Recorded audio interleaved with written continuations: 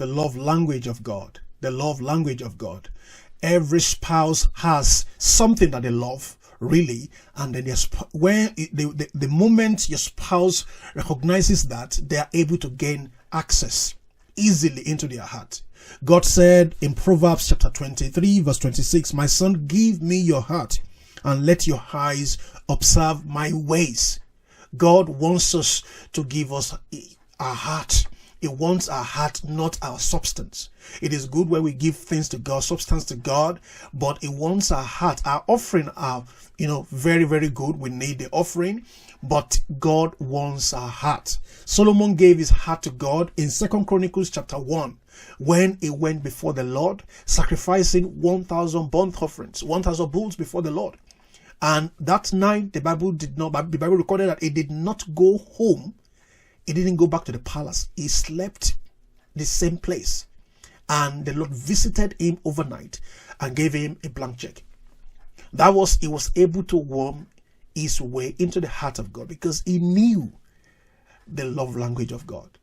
That was why God gave him a blank check. That night, God said, "Solomon, I love you so much because you know my love language and you have been able to offer your heart unto me, represented by the 1,000 burnt offering.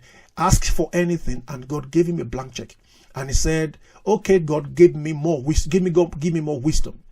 Give me a heart of understanding." And the Lord granted everything.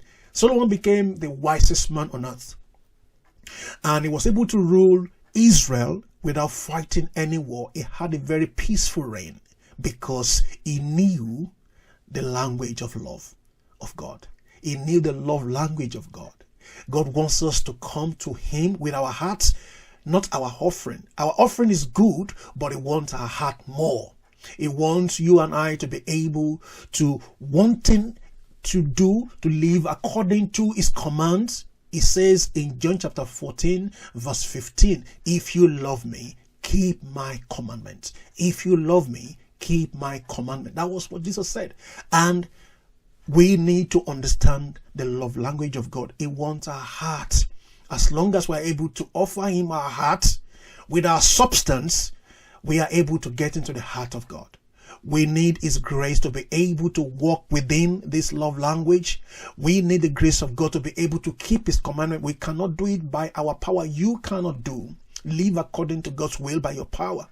The Pharisees, they tried to abide by the law, but we are not walking by the law. We are walking by His grace to be able to fulfill His agenda and purpose for us as believers. I want to encourage you today to begin to offer your heart unto God. Your walk with God, your offering, your service before the Lord is good, but He wants your heart more. He wants you to be able to offer everything that you have unto Him, including your heart. I pray for more revelation into this so that you will be able to get into.